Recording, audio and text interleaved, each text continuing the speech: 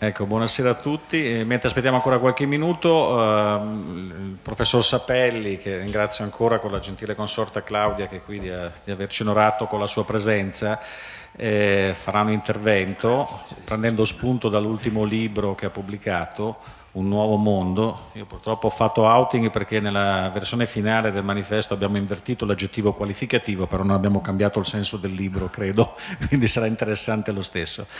E poi alla fine, se c'è qualche intervento, qualche domanda, credo che il professore, come sempre, è disponibilissimo a vostra disposizione. Un saluto mio personale anche da parte del Consiglio di amministrazione di Banca San Biagio, notoriamente banca del territorio, ed è rimasta l'unica banca del territorio localmente presente, quindi tutte le iniziative che Portovaro Campus egregiamente porta avanti, anche quella di questa sera mi sembra un'iniziativa molto importante con un interlocutore di fama che ci allieterà poi col suo intervento che riguarda l'economia, alla quale noi siamo particolarmente legati. Il professor Sapelli non solo uno storico, un economista molto conosciuto, uno storico, ma direi soprattutto un umanista. Io racconto sempre come ho avuto occasione di entrare in contatto con lui, con un po' di coraggio, gli scrissi un'email la scorsa estate e dopo 3 giorni ricevetti una telefonata. Ero presso il nostro stabilimento della Rubelli di Como, un numero sconosciuto, e dissi al professor Sapelli: sono in trattativa sindacale. Siccome aveva visto il contesto del Marconi cattolico, mi rispose con ironia e simpatia, un'umanissima telefonata, devo dire che apprezzai molto. Mi rispose: anche i sacerdoti licenziano adesso, quindi mi accolse con questo. Allora subito compresi che avevamo a che fare con una persona molto semplice. Devo dire, professor Sapelli sa unire i punti, per usare una metafora che usò Steve Jobs in un famoso intervento, unisce i punti e questi punti si capiscono solo dopo. Devo dire, i suoi libri sono molto interessanti, ne ha scritti molto, e questo ultimo, ma la bibliografia è molto lunga, con oltre 400 pubblicazioni, e inquadra i temi della storia e dell'economia sempre in un quadro generale. Ed essere degli umanisti oggi non è semplice, io lo dico sempre, ormai comincio ad avere una lunga esperienza professionale e raccontavo oggi al professor Sapelli, e racconto spesso ai miei colleghi collaboratori, che spesso mi fa rabbrividire le persone, gli interlocutori che si incontrano nel mondo professionale. Spesso manca questo umanesimo nel senso più ampio del termine, non solo di cultura ma anche di sensibilità. La sensibilità che cementa i rapporti fra le persone e in fondo i rapporti sociali. Se certe cose non funzionano bene, e credo che ce lo racconterà stasera il professor Sapelli, è anche per questo il motivo. Quindi la sua visita non solo dal punto di vista culturale ma come umanista, quindi come inquadrato in questi termini, in termini generali. E grazie poi a chi ha parlato ora per la simpatia, per l'umanità, che poi sono la cosa fondamentale che mi ha spinto a venire qui. Oltre al fatto che penso, con la professoressa Sonino, che è mia moglie Claudia, che dobbiamo anche spenderci accanto a quelli che fanno delle opere di bene. E penso che questa cosa in cui noi siamo venuti qui, come si diceva una volta, è una grande istituzione che ha una sua storia ventennale, ma che fa del bene ai giovani, fa del bene attraverso anche quell'ispirazione cristiana cattolica che ci guida anche in questi anni così tumultuosi. Veniamo a noi, è molto difficile parlare di tutte le cose che sono state evocate. Io certo ho scritto questo libro, Un mondo nuovo, come sempre gli editori tradiscono gli autori, perché ci ha aggiunto la rivoluzione di Trump e le trasformazioni nelle relazioni internazionali. Io per scrivere questo libretto ci avevo messo 2 anni, ma quando uscì con quel sottotitolo, infatti devo ancora convincere Springer a tradurlo, come fa sempre per i miei libri, in tedesco e in italiano, perché dice: ma cosa c'entra Trump? Appunto perché io avevo previsto Trump, ma ho scritto questo libro ben prima che Trump vincesse. Ma adesso lasciamo perdere le cose. Perché ho voluto evocare il titolo? Perché in questi ultimi, diciamo nel plesso degli ultimi 4-5 anni, sono successe molte cose che era difficile prevedere. Quindi la Brexit è stata fatta da una classe politica vergognosamente decaduta, che conferma ciò che diceva Jonathan Swift. Quello che si dice nei caffè di Londra non è quello che pensano gli inglesi, ma quello che pensano i caffè di Londra. Cameron e i suoi amici allevati a Eton pensavano che tutti la pensassero come loro, che quindi era ora di farla finita e andarsene. Perché? Perché qui è l'altra, quarta cosa che è successo. Perché cosa aveva in mente un pezzo, cosa ha in mente un pezzo dell'aristocrazia inglese e di questa nuova borghesia nazionale, nazionalista, non compradora, che è nata dalla finanziarizzazione spinta dell'economia mondiale e su cui parleremo dopo, ma si dicono tante banalità, ne diremo qualcuna anche noi.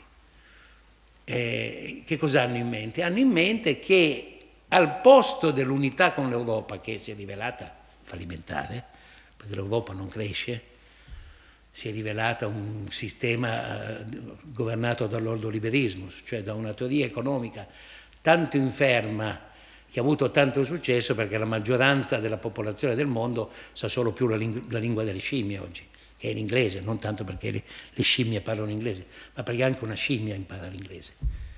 Ma nessuno sa più il francese, non sa più il tedesco, che sono le lingue del spagnolo, che sono le lingue della cultura. E allora avremmo letto di nazionale economia di Huneke, che è l'ordoliberismo che la Germania ha imposto a tutta l'Europa, che è la deflazione. Dato che siamo in surplus commerciale, bisogna imporre a tutti un regime di deflazione. Bassi salari, bassa domanda interna, basso costo dei beni intermedi che vanno esportati verso la Germania, che non a caso ha un surplus commerciale. È elementare, Watson, ma non lo dice nessuno.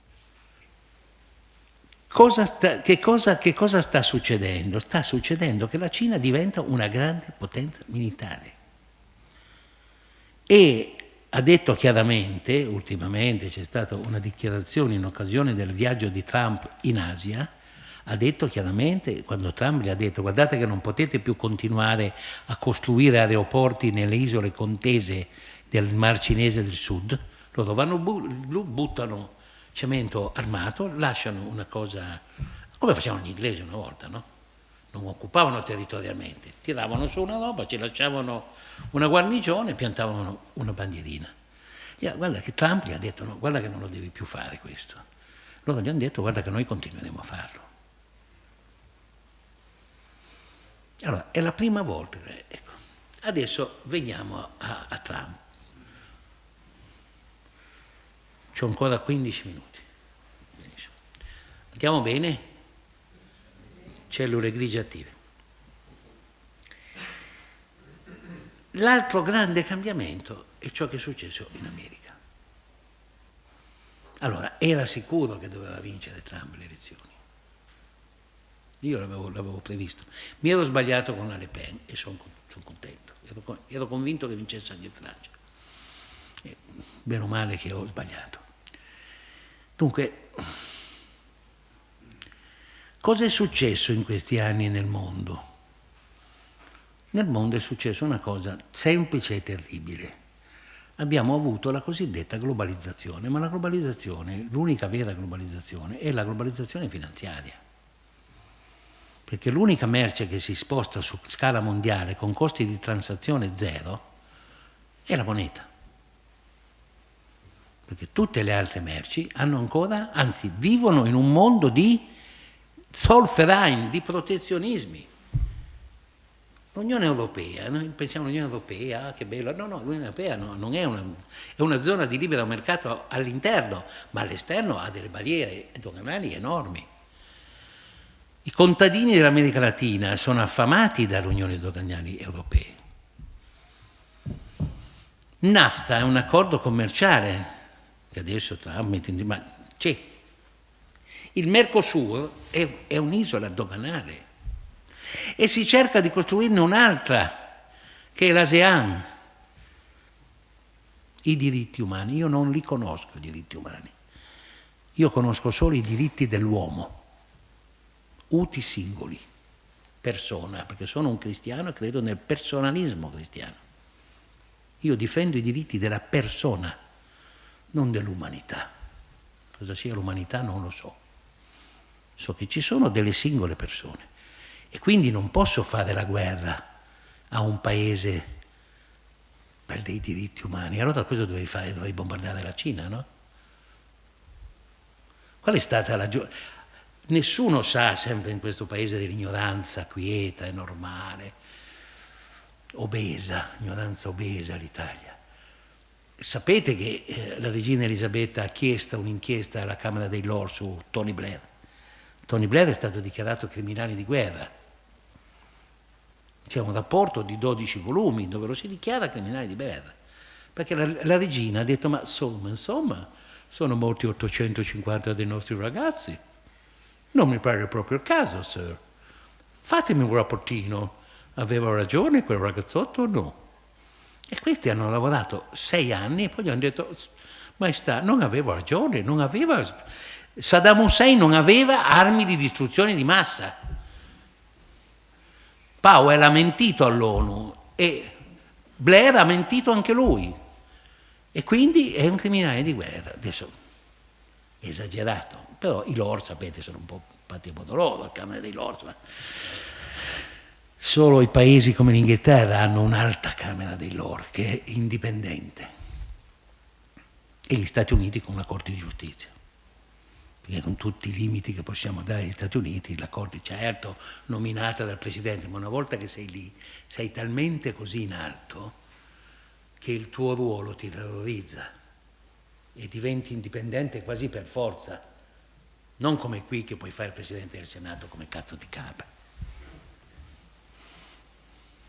Lì sei talmente in alto che sei costretto a comportarti bene. Qual è la conclusione? Che non solo per l'Italia questi anni sono stati anni terribili.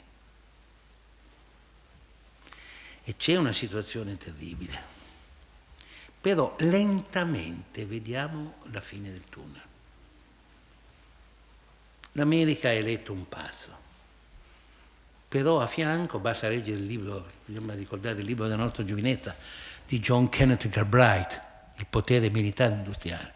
Però si sono eretti 2 poteri per contenerlo, il Pentagono.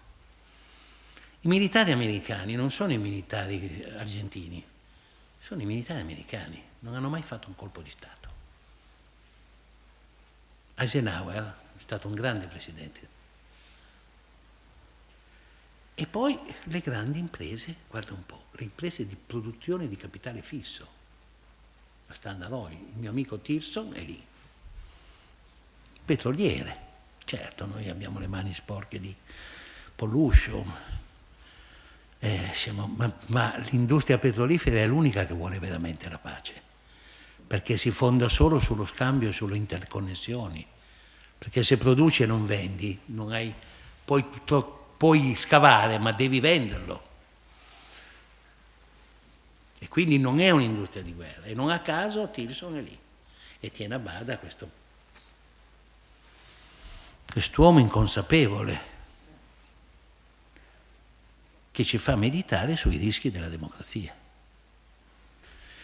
Il Giappone continua a essere in deflazione, nonostante che Abe abbia cambiato politica economica.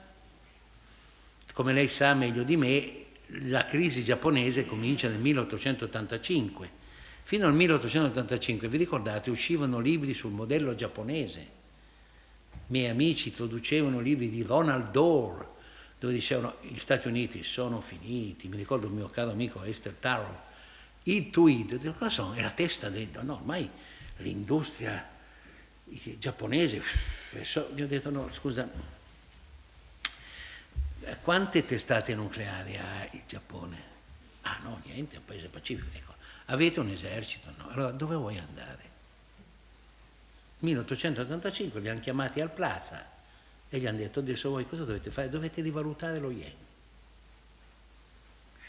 Lo yen, l'high-tech giapponese. Cioè, questa idea primitiva che l'economia cominci dall'economia è primitiva. Perché vedete, la cosa che mi diverte, che mi fa paura e mi riempie d'angoscia, ci sono 2 ipostatizzazioni maligne che condividono i marxisti volgari e i liberisti, come quelli di oggi, che è l'ideologia dominante, il liberismo, no? Qual è? Che il centro della società sia l'economia, mentre il centro della società è la società e l'economia è diretta dalla cultura. Non a caso si parla di politica economica. L'economia è diretta dalla cultura. Perché ci siamo ricostruiti in Italia?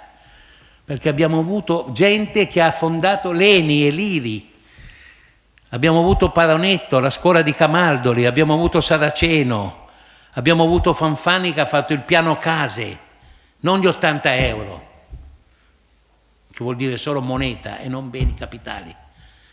Era politica economica, quella è l'economia. Le imprese non tendono alla competizione. Chiedete a un imprenditore cosa preferisce. La collusione, no? Ma è elementare, Watson. Io dico, ma questi economisti hanno mai visto una boita? Non gli chiedo la grande impresa perché dovrebbero avere grandi cervelli, ma anche piccoli cervelli. E pensano che l'economia sia a se stessa. Ma l'economia non esiste se non è immersa nella società, nella politica, nelle forze militari. E il Giappone è lì. L'altra cosa interessante è che il Giappone sfata questo mito che il debito pubblico faccia male, perché si è ripreso con un debito pubblico 6 volte il nostro. Cioè, ma quelle sono cose che solo chi crede nell'ordoliberismo crede a questa stupidaggine. Anche questa cosa di mettere vecchi contro giovani. Ah, ma non possiamo lasciare ai giovani questo debito pubblico. Ma che cosa stai dicendo, imbecille? Lo fai perché hai accettato un patto per cui non puoi fare investimenti pubblici. Se no il debito pubblico è un bel pacchetto di titoli di Stato che le esce in eredità a tuo figlio. Ma dov'è sta storia?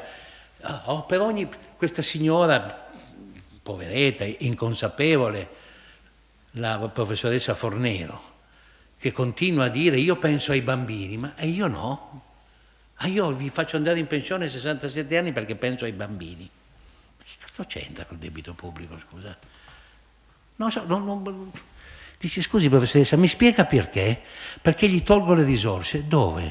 Perché non ho i soldi? No, scusi, non hai i soldi perché ha firmato una roba che si chiama Fiscal Compact, che è una cosa da pazzi, che serve solo per incrementare l'economia tedesca a svantaggio di tutti gli altri, che le impedisce di fare debito pubblico. Ma se lei ha qualcuno che glielo compra, questo debito pubblico, convince i mercati, cerca di tenerlo italiano e non farlo dipendere da altri, ma fa solo bene un po' di debito pubblico. E ai suoi figli può lasciare un bel pezzo di titoli di Stato, perché tanto troverà sempre. C'è quest'idea che lo Stato sia come l'impresa e la famiglia. Il debito è terribile nelle imprese e nelle famiglie, ma nello Stato è un fatto politico, chiuderlo o meno. I creditori si lamenteranno. Ai tedeschi abbiamo saldato un debito dopo la seconda guerra mondiale di migliaia di miliardi. Non so, tutte queste robe qui, ma dove vivono questa gente qui? Vanno in televisione e parlano. Tu capisci perché in certe dittature c'è una televisione sola. Quindi l'e-commerce secondo me per una piccola e media azienda può essere la sua fortuna. Perché? Perché fai conoscere il tuo catalogo. Io sono un fautore delle piccole, io ho lavorato tutta la vita nella piccola impresa come consulente, poi mi sono innamorato delle piccole imprese una quindicina di anni fa, grazie devo dire a Cesare Fumagalli che è il direttore della Confartigianato, e ho scritto questo libro che si chiama Elogio della piccola impresa, è uscito dal Mulino, ho fatto delle interviste, mi sono molto divertito anche a farlo, è un libro teorico ma anche empirico, piccolo perché... Penso che però, ecco, ad esempio, in Italia bisogna fare la banda larga però, Prima di parlare dell'industria 4.0, ma ragazzi, facciamo sta banda larga. Non ci sono gli investimenti privati e mettiamoli pubblici, no? In America Clinton ha fatto le autostrade informatiche pagando le sue, no? Quindi no, secondo me non bisogna avere paura, la piccola impresa può essere un grande però cum grano salis è cercato. Poi lì siamo solo all'inizio perché l'internet delle merci poi nel trasporto logistico creerà dei grandi cose. Credo però che la favola in sé sia un po' una balla, no?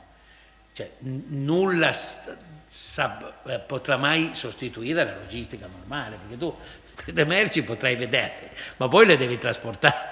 Cioè, non è che, ecco, credo che ci sia un po' di vero, ma non c'è da preoccuparsi.